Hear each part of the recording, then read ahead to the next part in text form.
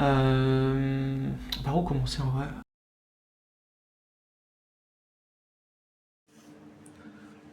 Bonjour, je m'appelle Pierre-Louis Boularo, j'ai 29 ans.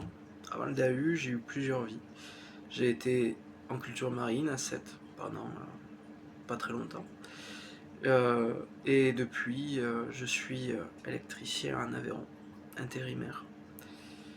Et c'est une vie qui ne me correspond plus. C'est ce qui m'a poussé, on va dire, vers le DAU. C'était avoir l'opportunité de changer de vie, de, de milieu, de cursus, mais complètement aller vers quelque chose qui me plaît beaucoup plus, avoir cette opportunité-là, de pouvoir changer, ce qui est assez dur en réalité. Pour moi, c'est un peu un challenge que je me suis fixé, parce que ça fait 20 ans que j'ai quitté le système scolaire.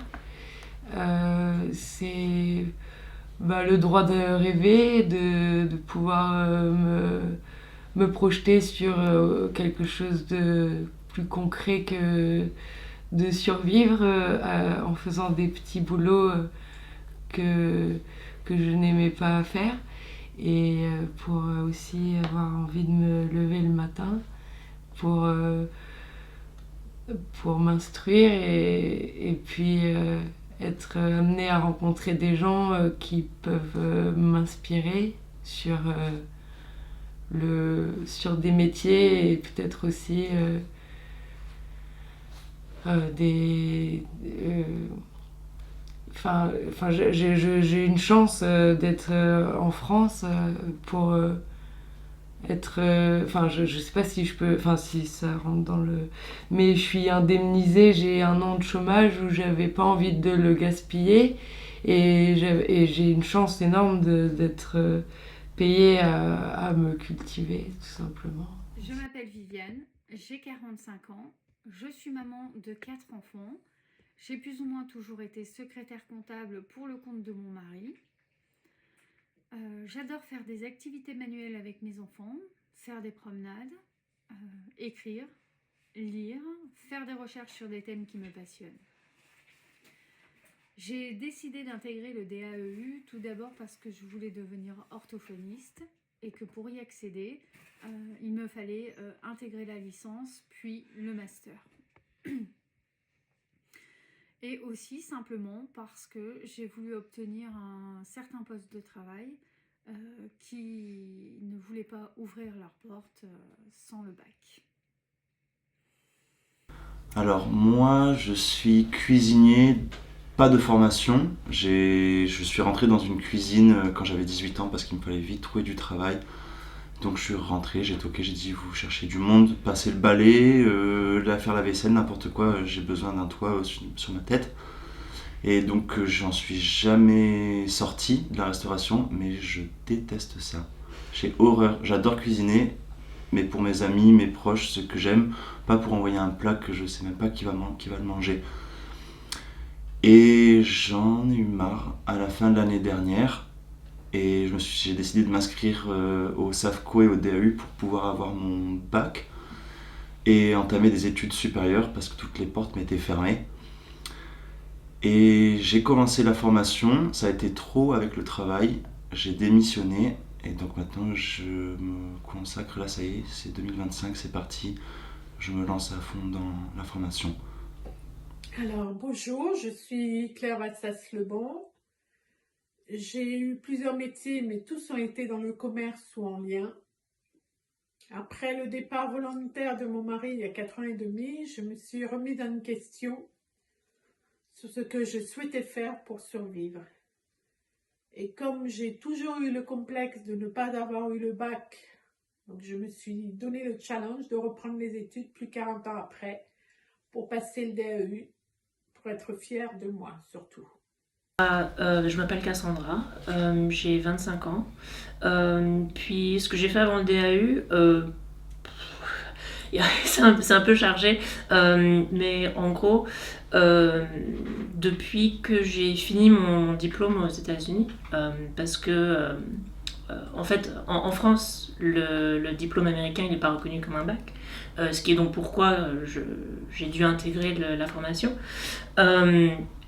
Et donc, dès que j'avais fini mon diplôme d'études secondaires aux États-Unis, j'ai commencé à travailler direct. Donc, pendant 5 ans à peu près, j'ai travaillé juste des boulots un peu juste SMIC plus ou moins, enfin, pas quelque chose de super incroyable. Pendant un long moment, je pensais pas vraiment reprendre des études. Puis après, je me suis retrouvée en France il y a 3 ans maintenant. Et même pendant ce temps-là, j'imaginais toujours pas reprendre des études. Et puis après, c'était vraiment l'année dernière où je me suis dit, peut-être que ça vaudrait mieux que de faire des travails de fast-food, parce que c'est ça que j'avais fait pendant un petit moment, ou des trucs d'entrepôt, des trucs comme ça. Je me suis dit, bon, peut-être essayer d'envisager reprendre des études, ça serait pas une mauvaise idée. Et puis, j'avais postulé à des formations en licence, mais après, donc c'est comme ça que j'ai su que mon diplôme américain, il valait rien. Après, je me suis retrouvée à Montpellier, parce que j'habitais plus dans le nord de la France avant. Et j'ai vu qu'il y avait le DAU qui était offert à Paul Valéry. Je me suis inscrite et puis voilà, je suis ici. Et c'est surtout avec l'aide de ma copine Constance et puis mon meilleur ami Nathaniel qui m'ont vraiment aidé à me motiver, parce qu'ils voyaient que j'ai des capacités, je sais des trucs, je suis capable de faire des trucs, et ça leur chagrinait un petit peu de me voir juste faire des travails. J'ai rien contre des personnes qui travaillent dans des endroits de fast-food ou quoi que ce soit, mais ils voyaient plus que ça en moi. Et donc c'est vraiment grâce à eux que j'ai envisagé reprendre des études. Je m'appelle Quentin Latreuil, j'ai 23 ans. Par où commencer en vrai?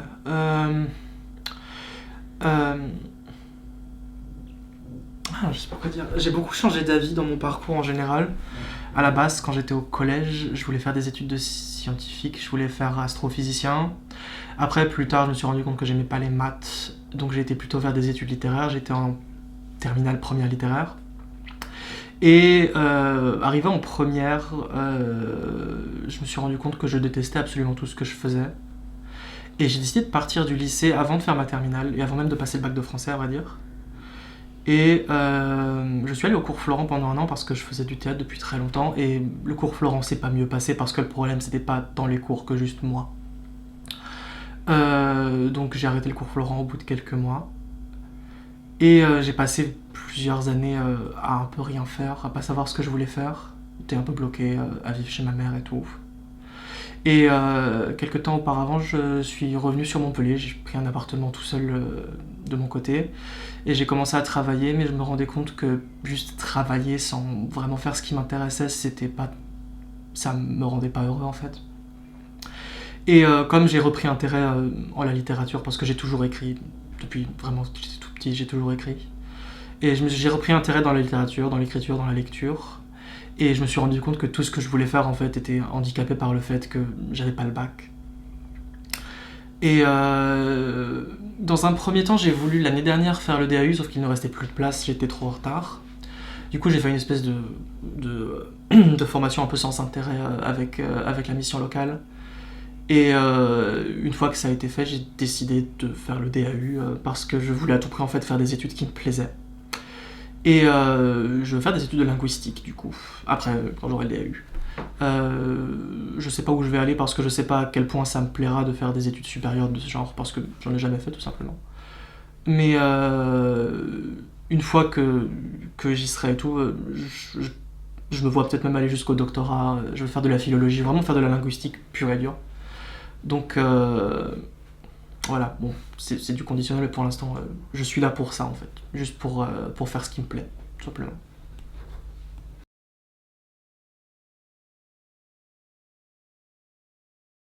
Est-ce que vous aviez déjà participé à un atelier d'écriture avant cette année? Jamais, tout seul. Dans ma chambre, j'écrivais, ça m'arrivait sur l'ordinateur, mais j'ai jamais écrit devant des gens. J'écrivais, une fois que j'avais fini d'écrire, je supprimais mes projets. Et c'était juste un moyen pour moi d'évacuer et de tout sortir. Et j'ai jamais eu l'envie de pousser le sujet et de m'améliorer techniquement parlant. Enfin, j'en avais pas forcément l'envie. Je n'ai jamais fait d'atelier d'écriture avant celui-là. Et c'était une expérience très très agréable. Alors j'écris, oui, j'écris depuis 10 ans, 11 ans, peut-être 12, depuis pas mal de temps en réalité. Et j'ai eu un rapport à l'écriture assez conflictuel. C'est-à-dire que j'ai toujours peur, j'ai peur d'écrire. Quand j'écris avec la peur au ventre. La peur sans doute de me décevoir, de ne pas y arriver, de me trouver mauvais. Parce que je suis très très critique envers moi-même sur mon travail. Et en écriture, je pense être le pire des critiques vis-à-vis de mon travail, clairement. Alors j'ai déjà participé à des ateliers d'écriture où on apprenait à écrire un roman et non à faire travailler son imagination. Il nous fallait suivre donc un fil rouge, créer des personnages, un protagonisme, des événements, tout un déroulement et à la fin un excipit. J'écris même très souvent ou par période, ça dépend. J'écris suivant les émotions que je ressens ou les lieux dans lesquels je peux me trouver. J'écris dans des moments de solitude, comme pour trouver une échappatoire. Et j'écris aussi pour encourager les gens à suivre leur chemin et leurs rêves, parce que je trouve que c'est très très important de croire en soi. L'écriture, c'est un moment où on s'enferme dans ses écrits et où on découvre les mots. Et même souvent, parfois, on les entend chanter, ce que je trouve très merveilleux. J'avais fait c'était un cours c'est un peu différent aux US. Les collèges aux US, c'est les colleges. Enfin, c'est une mini-université. C'est pas sur les 4 ans, c'est juste sur les 2 ans. Et il y avait un cours d'écriture créative, c'est un atelier d'écriture créative plus ou moins, mais dans un cours. Et donc j'ai fait ça pendant un trimestre. On a fait un peu de poésie, on a fait de l'écriture un peu plus courte, de l'écriture un peu plus longue, un petit peu de mise en scène. Donc on a fait plusieurs trucs avec ce cours, c'était assez sympa, j'avais bien aimé. Est-ce que c'est ça qui vous a poussé à venir découvrir ce qu'était l'atelier d'écriture au sein du En fait, je savais pas vraiment à quoi m'attendre avec l'atelier d'écriture. Je pensais que c'était plus un truc, aider à mieux écrire ou des trucs comme ça. J'avais pas du tout en tête que c'était un atelier pour de l'écriture un peu plus créative. Mais au final, c'est pour ça après que je suis revenue, parce que je me suis dit, mais c'est super sympa. Eh bien non, c'est la première fois que je participe à un atelier d'écriture. Ce qui est intéressant, c'est d'avoir un thème où l'on note tout ce qui nous parvient dans la tête en une demi-heure sans réfléchir. Puis, pendant 1 heure, nous avons toute la liberté, que ce soit fictif ou réel, d'écrire sur ce thème. Ensuite, nous lisons notre travail lentement afin que chacun puisse saisir les mots et les sens du texte. Il est commenté par chacun des participants ou pas. Et Madame Klein explique ce que vous avez voulu faire ressortir du texte. Elle est toujours positive, sans a priori. Alors, est-ce que j'écris par ailleurs ? Oui, adolescente, j'écrivais des petits poèmes. Sinon, j'ai toujours eu un journal dans lequel j'écris tous les ressentis d'un moment de ma vie. J'aime bien écrire. Qu'est-ce que vous a apporté l'atelier d'écriture au sein de la formation DAEU ?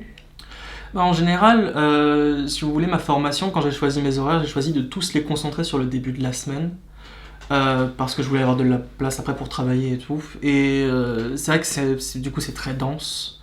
Et l'atelier d'écriture, en général, c'est vraiment un moment où, dans la semaine, si jamais je suis trop épuisé après pour écrire, c'est un moment qui me force un peu à écrire et à être créatif. et à me mettre dans l'état d'esprit d'écrire, parce qu'écrire, je trouve que c'est vraiment une discipline difficile d'écrire. C'est extrêmement exigeant, c'est très solitaire d'écrire. On est très avec soi-même, on est très face à nos pensées, face à ce qui nous compose. Et c'est vraiment... et être en groupe, en fait, et être dans un atelier où c'est juste assez encadré pour pas que ça me frustre, c'est parfait pour moi, parce que ça m'aide vraiment à me dire que je peux plus ou moins écrire sur ce que je veux et vraiment faire mes propres expériences et être moins exigeant avec moi-même, parce que je le suis terriblement.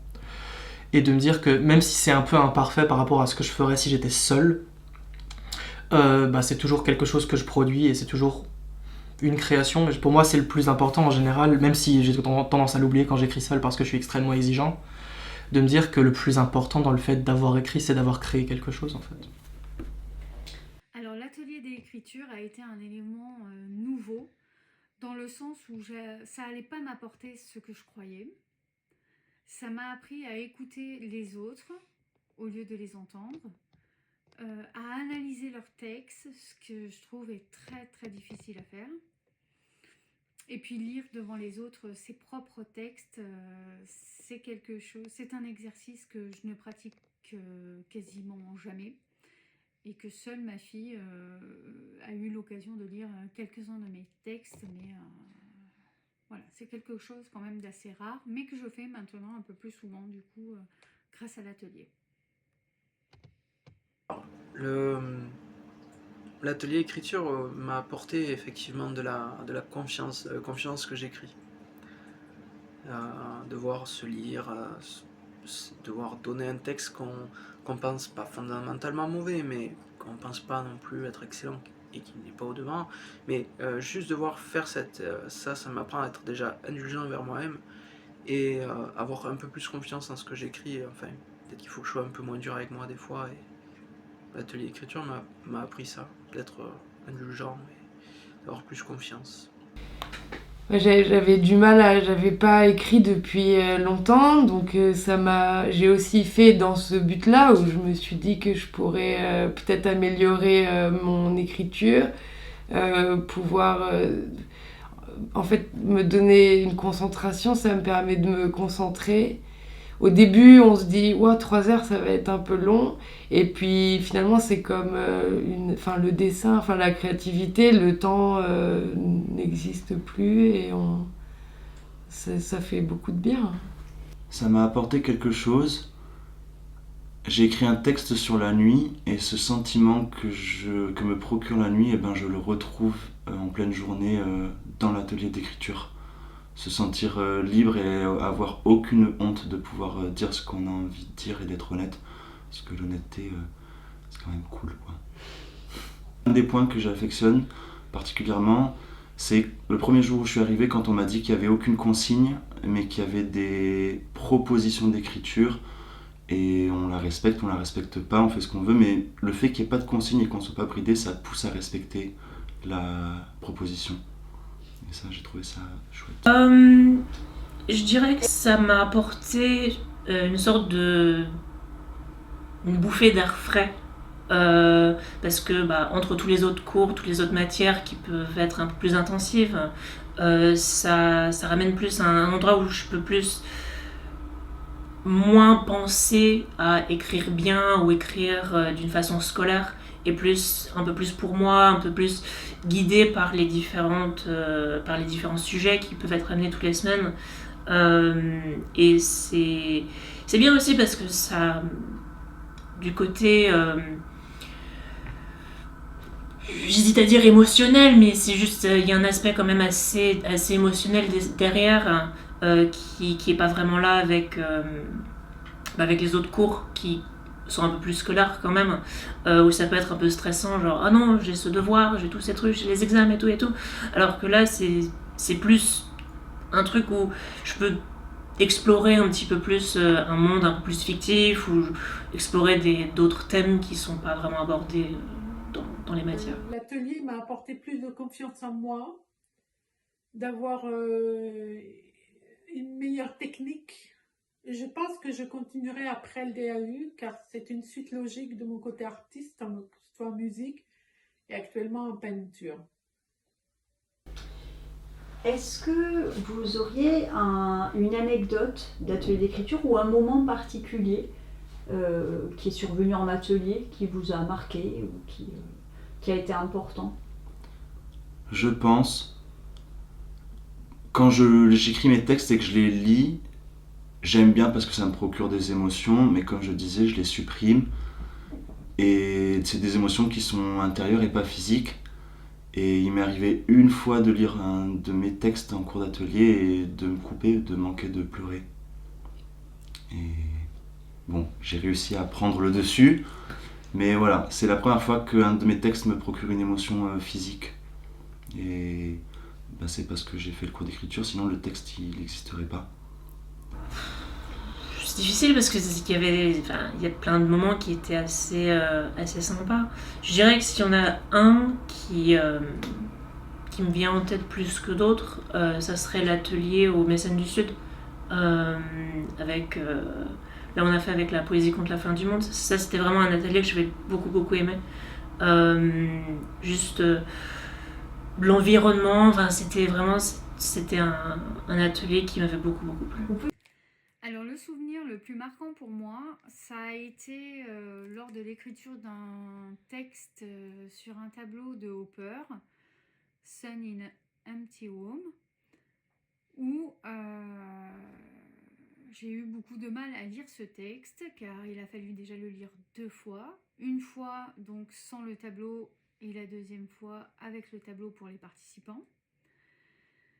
Et en fait, ce texte m'a ramené quelques mois en arrière où j'avais dû acter la fermeture d'une maison d'un membre de ma famille très proche et c'était un moment très difficile.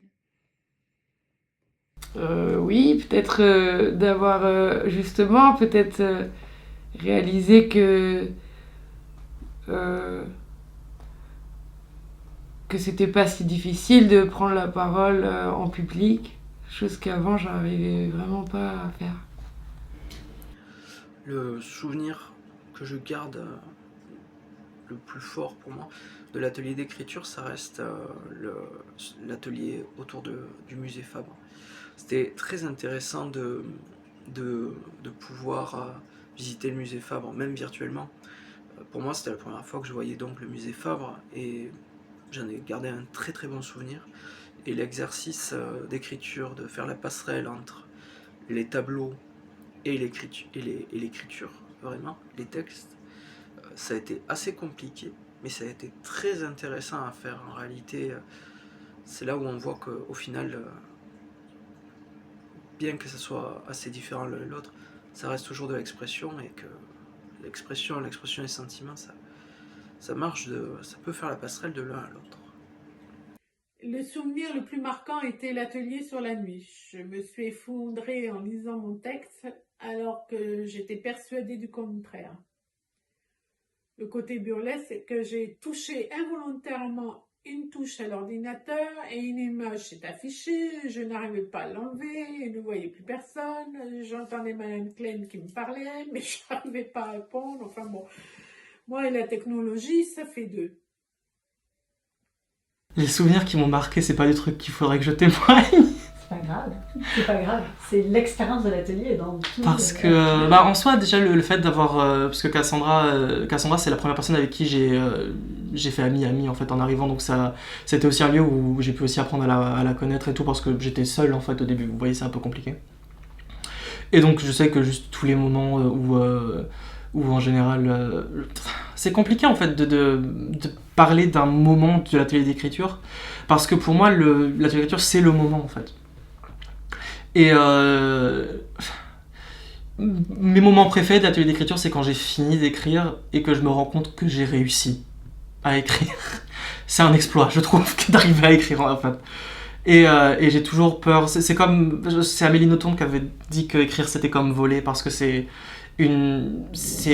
extrêmement difficile quand on vient d'échouer à écrire, de se remettre à écrire, parce que c'est très demanding, je sais pas comment on dit, mais c'est exigeant et c'est douloureux Et ça m'a aussi permis d'écrire à la main, parce que j'écrivais sur ordinateur à la base. Et écrire à la main, c'est une expérience entièrement différente. Ça change entièrement la manière dont on écrit. Et on est plus proche de son écriture. Et je suis hors thème, désolé. J'ai fait un hors-sujet sur la question. Mais ouais. Justement, cette question m'intéresse. Est-ce que du coup, vous parlez de la main, est-ce que vous êtes sensible à la dimension corporelle de l'écriture? Le fait que ça passe par un corps, enfin, que l'écriture elle-même est un corps, mais que aussi ça passe par un corps, que ce soit l'expression aussi d'une chair, pas que d'un intellect. Oui, parce que déjà je suis dyspraxique. Et j'ai des difficultés énormes à me servir de mes mains, à écrire en général. Faire de la musique, ça m'a beaucoup aidé parce que j'ai aussi appris à faire de la batterie et tout, donc ça aide avec le... Mais écrire, ça a toujours été ce qui a été le plus difficile pour moi. Parce que je suis gaucher en plus, donc évidemment, on vous apprend pas à être gaucher quand vous êtes enfant. Parce que dès que vous écrivez un peu mal, au lieu de se dire « Oh, peut-être qu'il y a des difficultés », on se dit juste « Bah, il est gaucher, c'est normal que ce soit dégueulasse ». Et en fait, ça m'a vraiment mis une cassure en fait, dans ma relation avec l'écriture à la main. Et j'ai toujours écrit au clavier et j'ai toujours regretté de ne pas réussir à écrire à la main. Parce que pour moi, écrire, en fait, le problème de ça, c'est que j'aime pas mystifier les choses. Mais je pense qu'écrire, c'est le truc le plus proche d'une expérience mystique qu'on puisse avoir en général en tant que personne. Ou en tout cas faire n'importe quel art. Parce qu'écrire, c'est faut creuser, faut continuer, faut chercher dans des recoins de nous dans lesquels on va pas forcément tout le temps. Et le fait que ça se traduise par un geste physique, c'est super important parce que ça lie en fait ce qu'il y a décrit à ce qui est dans votre tête. On fait en philo en ce moment, on fait le langage.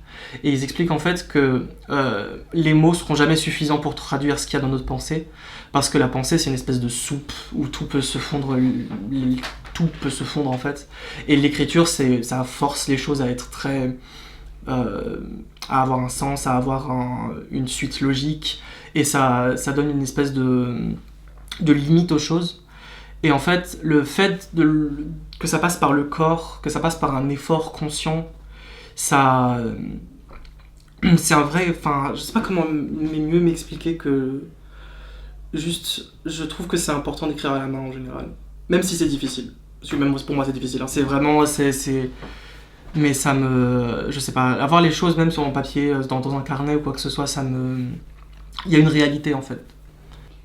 Est-ce qu'il y a une dernière chose que vous souhaiteriez dire au sujet de l'atelier que vous n'avez pas encore développé ou pas, encore une fois? Oui. Je trouve que ce serait peut-être plaisant un jour d'entendre la personne qui anime l'atelier, entendre pourquoi pas un de ses textes ou qu'elle fasse l'exercice avec nous. Ça pourrait être... je trouve que ce serait intéressant. Message entendu. Oui. Parfait, merci. Je refais un DAU l'année prochaine. Ah non. Une promesse, c'est une ouais, non, promesse. j'ai promis.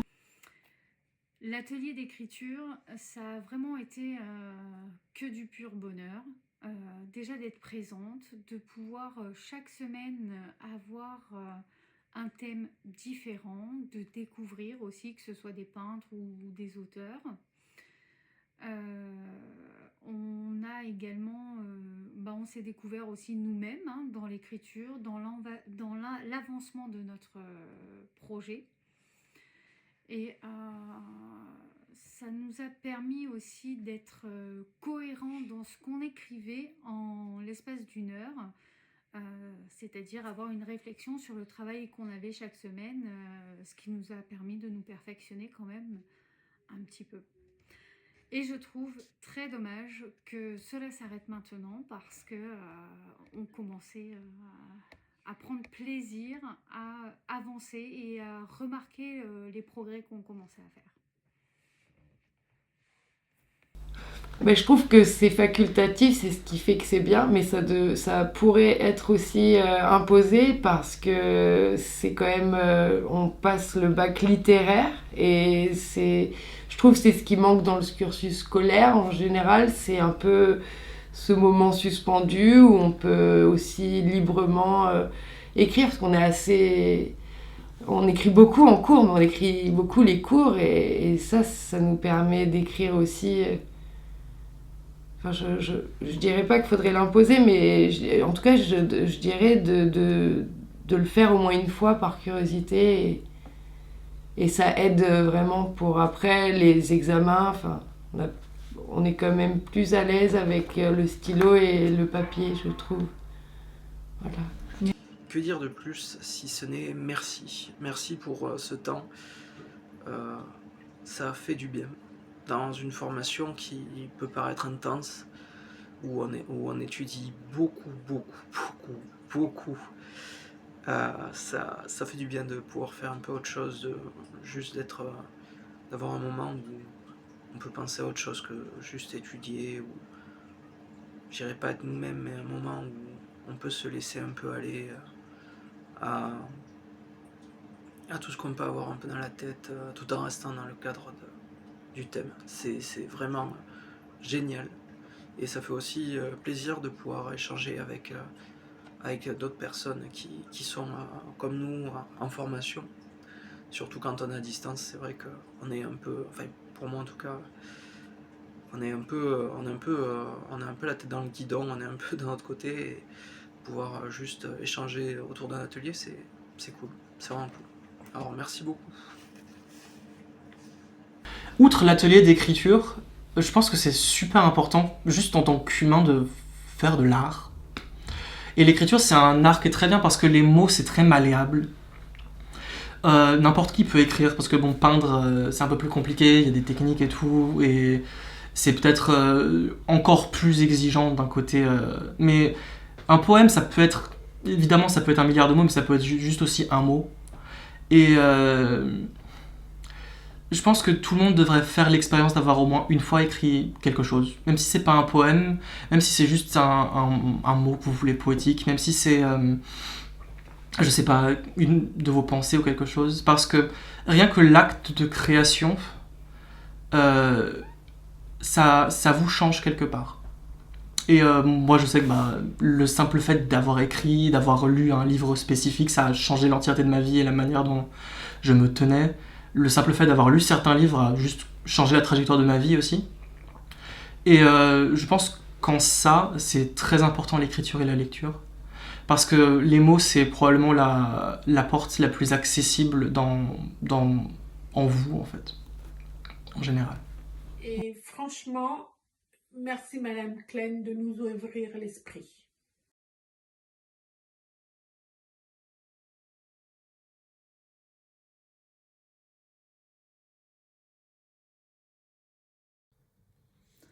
Comme à mon habitude, je ne croise pas le regard de mes collègues qui se moquent inlassablement de moi. Comme à mon habitude, je n'entre pas dans la salle de repos pour raconter mes derniers potins et pour boire un café.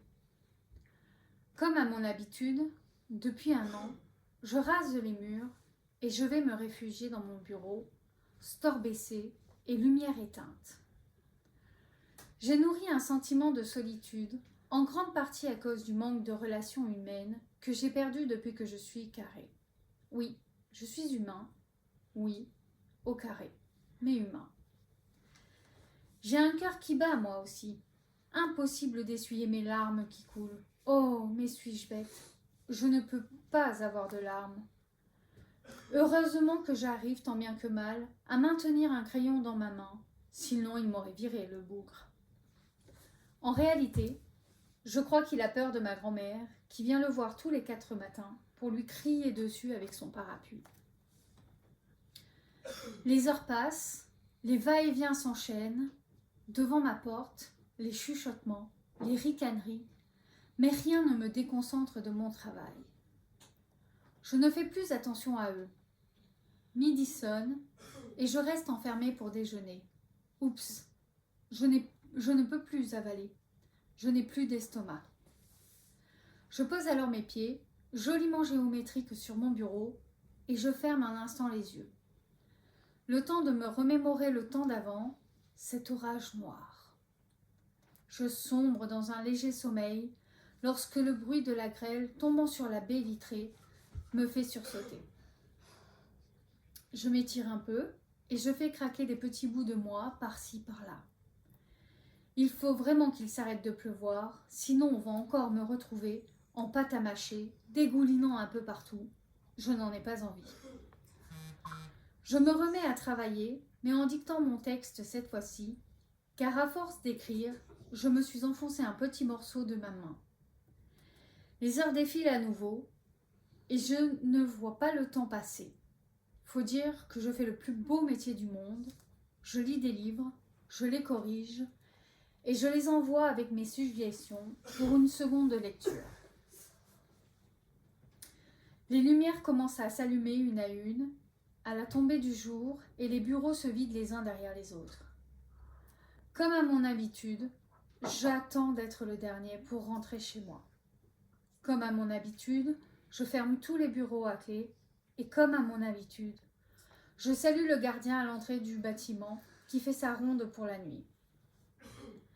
Je m'arrête un petit moment, prends des nouvelles de sa femme souffrante au lit.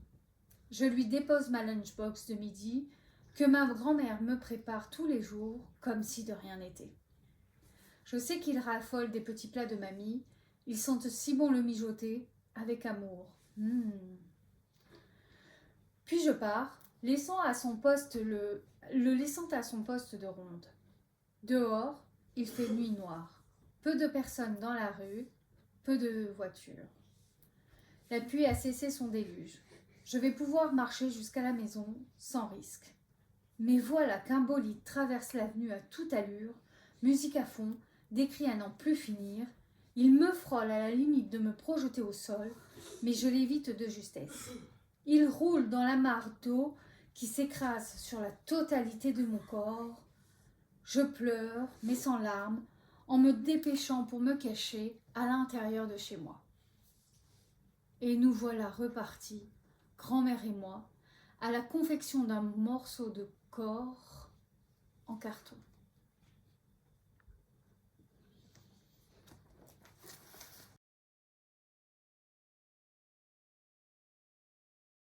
Le rougissement des joues. Il est un feu discret qui fleurit sans parole. Un secret qui se délivre à la limite du contrôle. Quand l'âme trébuche et que le cœur avoue. C'est la pudeur qui s'allume, un voile de rose aux teintes éphémères. L'ébauche d'un frisson sur des plaines de chair rougissent les joues par le vent du désir ou l'éclat d'un non-dit. C'est l'écho du trouble, le murmure d'un songe, un poème qui brûle et que l'ombre prolonge, teinte involontaire, quand la peau devient toile. Le rouge est un cri qui refuse de se taire, un doux incendie, un aveu sans repère. Alors, la joie s'embrase et le silence ose, offrant au monde entier une pudeur en rose. Dans cet instant pur, si bref, si sincère, naît le plus beau langage, dépourvu de barrières.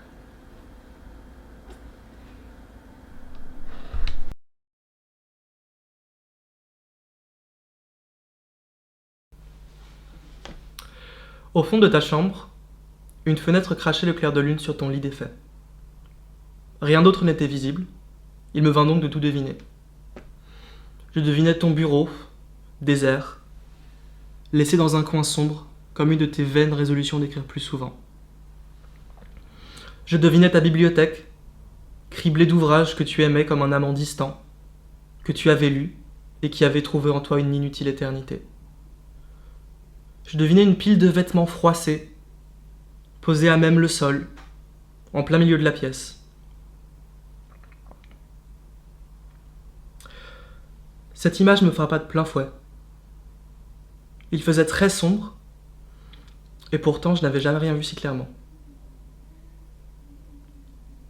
Il m'apparut une autre nuit, autant dire un autre univers.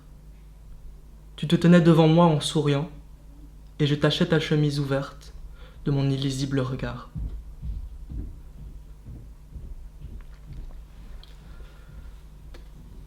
Cette chemise devait se trouver dans le tas. Ce devait être sa place.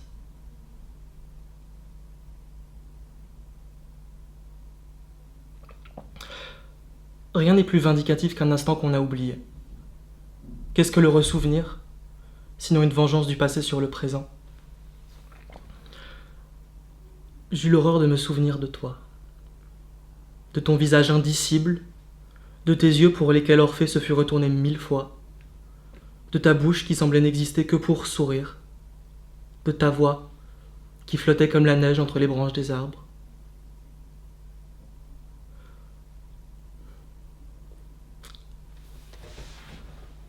On ne m'a pas appris à te survivre, pas plus qu'un ne t'a appris à mourir. S'il était possible d'apprendre de telles choses, le monde serait sauvé. Ce n'est pas le cas, et en voilà la conséquence.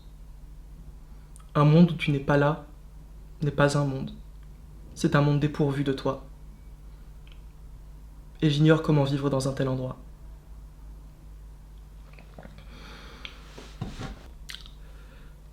Je me vis soudain m'approcher de ton lit. Sur le chemin, mon pied heurta quelque obstacle, mou et amorphe.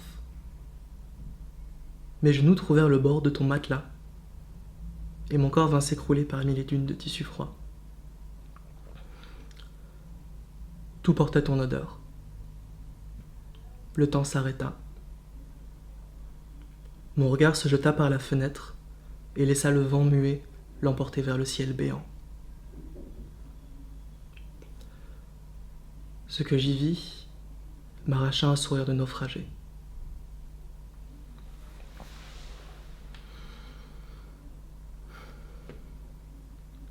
La lune, elle aussi, était seule dans le noir.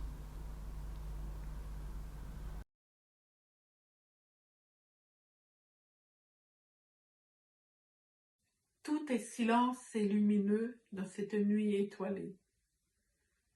Des parfums me viennent par vagues dans ce jardin pour m'envahir dans une somnolence.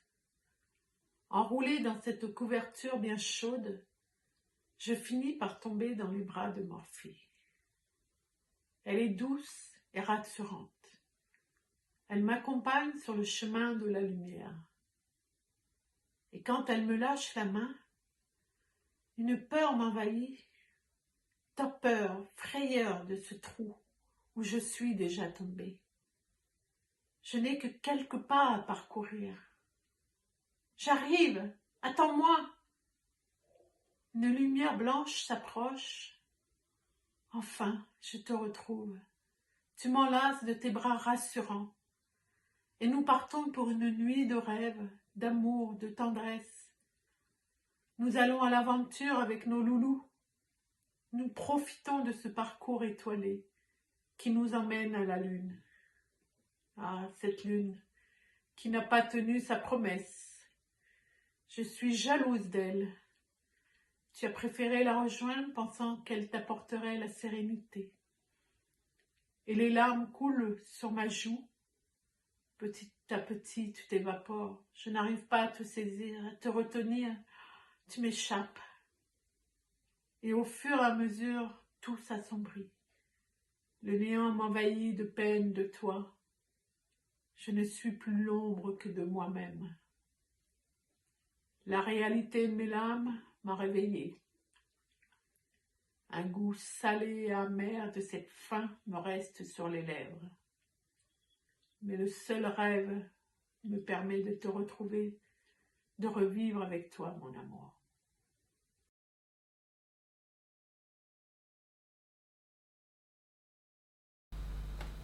Les larmes aux yeux, le cœur lourd et traînant un pied devant l'autre, je fais tout pour m'éloigner le plus loin possible de mon ancienne prison. La maison des gens qui prétendaient être mes parents. Leur hurlement résonne toujours dans mes pensées. Je comprends pas. Comment peuvent-ils dire telle chose? Je croyais que les parents devaient aimer leurs enfants. Je croyais que mes parents m'aimaient. Pourquoi est-ce que je leur fais honte? Pourquoi est-ce qu'ils pensent que je suis une dégénérée? Pourquoi est-ce qu'ils pensent que je suis malade mentale? Parce que je suis une fille qui voulait un fils? Je comprends pas. Pourquoi? Le nœud dans ma gorge se resserre et, à nouveau, Un raz-de-marée de larmes s'abat sur moi. J'en peux plus. Épuisé, lessivé, sans but autre que m'enfuir, loin, très loin de... Je tombe à genoux au pied de l'arbre le plus proche. La forêt, pourtant si paisible, accueille à présent mes sanglots. Après un peu de temps, le dos maintenant contre l'arbre, les yeux gonflés, la tête lourde, les larmes atténuées, j'aperçois un renard se faufilant entre les troncs d'arbres comme le ruban rouge tourbillonnant d'une danseuse. D'un coup, il s'arrête.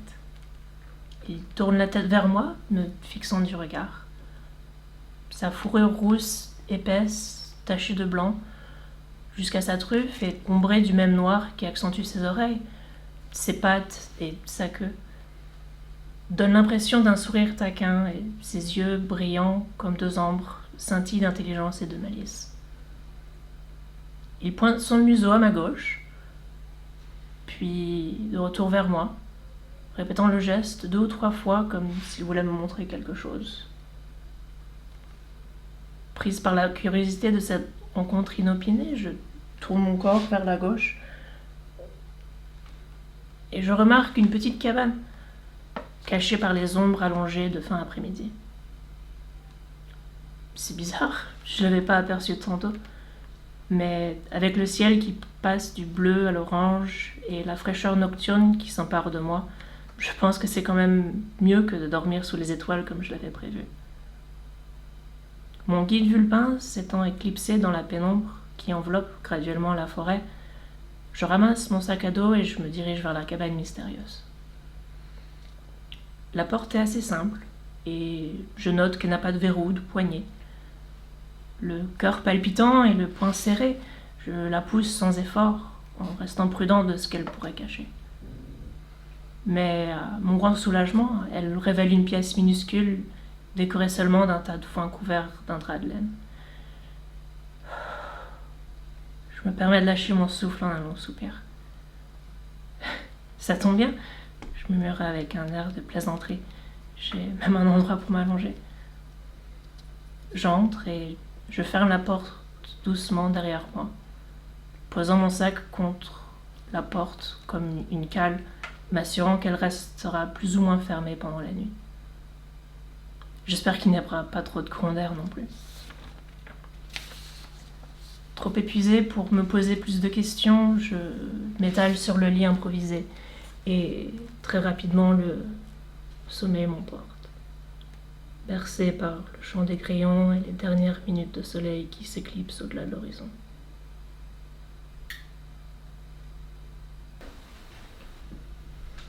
Ce fut un sommeil sans rêve. Au réveil, mon abri provisoire semble être disparu, transformé en une pièce sombre, les murs en blocs de pierre blanche, éclairés par une torche accrochée à la paroi. Mais ce n'est pas que mon refuge qui a disparu. Maintenant un peu plus réveillée, je remarque que mes vêtements aussi ont été remplacés par une sorte de robe blanche sans manches attachée aux épaules. J'essaie de me souvenir comment je suis arrivée ici, mais hier me semble comme un rêve lointain. La cabane, un renard, une forêt, une maison, un homme et une femme, tout semble s'effacer de mes pensées. Où suis-je? Qui suis-je? Une femme d'une beauté éblouissante, à peau d'olive et couronnée d'une longue chevelure noire bouclée, vêtue d'une tenue similaire à la mienne, apparaît devant moi, me perçant des yeux, les siens marrons et brillants de malice. Le bout de son nez triangulaire est quelques centimètres du mien. Sa présence domine toutes mes pensées. Époustouflée, les mots m'échappent. Alors, tu es enfin réveillée? Sa voix douce et mélodieuse, aussi gracieuse que j'aurais jamais pu l'imaginer, brise le silence. Bien dormi, Babel? Sans attendre ma réponse, elle se redresse, saute sur ses pieds et me tend la main, un grand sourire fier aux lèvres. Viens, ma sœur, future prêtresse de la Grande Mère. Ton destin t'attend. J'attrape sa main sans plus de réflexion, comme si mon corps avait décidé à ma place que je pouvais faire confiance à cette femme mystérieuse, même si je venais à peine de lui faire connaissance. Beaucoup plus forte que sa stature ne laisserait soupçonner, elle me catapulte dans les airs. J'échappe un petit cri de surprise. Elle se pivote pour amortir mon élan en m'attrapant avec sa main libre dans le creux de mon dos. Et je me retrouve penchée vers l'arrière, comme une cavalière de tango, tout mon poids tenu dans ses bras. Son regard, braqué dans le mien, un frisson remonte mon dos émanant d'où elle me soutient. Le sourire bienveillant toujours aux lèvres, je remarque comment ses sourcils se froncent subtilement, évoquant sa concentration. Elle questionne, balayant une de mes mèches de mon visage, l'argent derrière mon oreille, et caresse ma joue délicatement. Mon cœur se défoule de plus en plus dans ma poitrine comme un tambour énervé et je ne peux m'empêcher de rougir du visage. Ses sourcils se froncent un peu plus, les coins de ses lèvres se relèvent finement, son sourire désormais indulgent et malicieux. Tu n'as pas peur que je te lâche, Bichette? Je sens mes joues redoubler de rougeur et je lui fuis du regard. Non, au contraire, j'arrive à bégayer. C'est bien ce que je pensais alors. Moi, c'est Xenia. Et toi? Tu as un prénom, j'espère. Tu es trop mignonne pour ne pas en avoir un. J'hésite. J'essaye de me souvenir de mon prénom, mais rien ne me vient en tête, à part le souvenir qu'il était beaucoup trop masculin. Et en plus, avec ses avances, je ne veux pas encore trahir le fait que je n'étais pas de mes filles. Enfin, pour l'instant, je crois. En réfléchissant un peu plus, un nom me vient en tête. Calliope, je lui réponds. Et je relève les yeux, nos regards se croisant de nouveau. Enchantée de te rencontrer, Calliope. Pardonne-moi si je t'ai trop bousculée. Je voulais juste voir ta frimousse, prise de surprise. Et tu ne déçois pas, je t'ai trouvée adorable. Elle dit en ricanant avec un clin d'œil. Je ne déçois pas. Juste si elle savait, son opinion de moi serait ternie à jamais. Ravie de te rencontrer, Xenia, et oui, j'ai bien dormi. Très bien. Elle tourne la tête vers l'ouverture de la pièce, son sourire effacé et remplacé par un regard serein. Tu en auras besoin pour les épreuves qui t'attendent. Épreuve? Mon destin? Oui, c'est ça.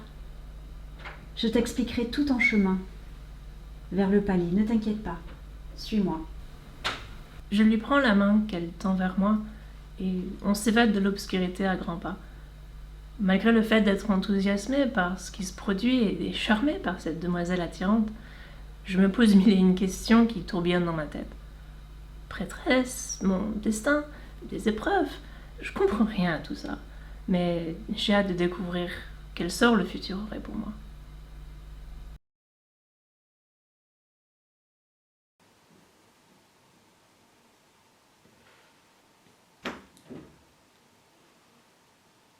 L'heure arrive. Je l'entends s'approcher. Elle avance ses longs doigts et du bout de ses ongles me touche le front. Si fort que je peux déjà les sentir perforer mon crâne. Dans un craquement sec, elle rentre.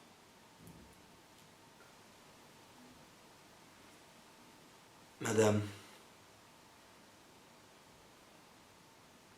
aussi douce que manipulatrice, ferme le volet qui me maintient en lumière. Alors isolée, d'une plume et d'un couteau, elle sectionne sans relâche cette corde verte qui me tient en suspens. Elle est mienne. Je me laisse alors tomber dans un néant vaporeux et je ferme les yeux. Y voyant alors plus clair que jamais.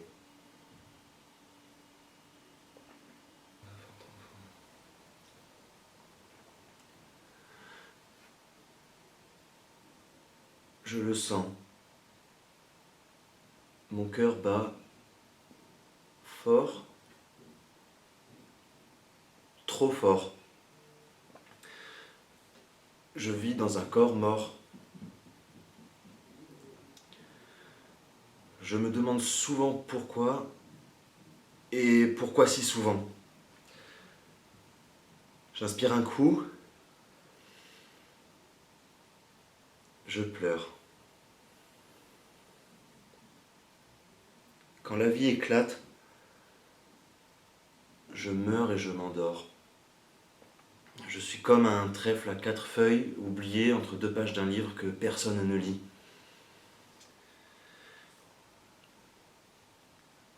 J'attends, madame.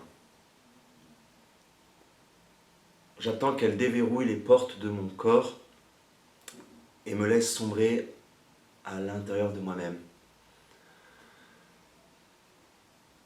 Ici, j'y vois tout. Mes organes, ils sont là, bleus et lumineux.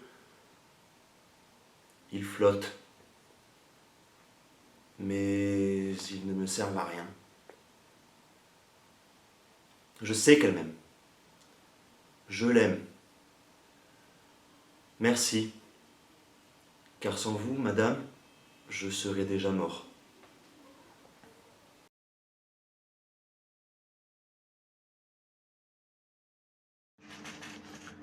La nuit je mens, la nuit je pleure, l'ennui me nuit, je m'en nourris, la vie m'écœure. La vie m'enivre, d'ennui je suis ivre, ivre de nuit, vivre l'ennui, le jour se meurt.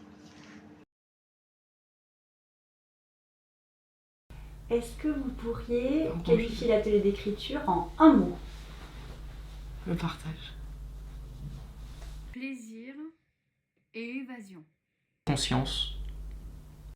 L'atelier a été une découverte pour moi. Épanouissant. Liberté. Ouais, liberté. Un don.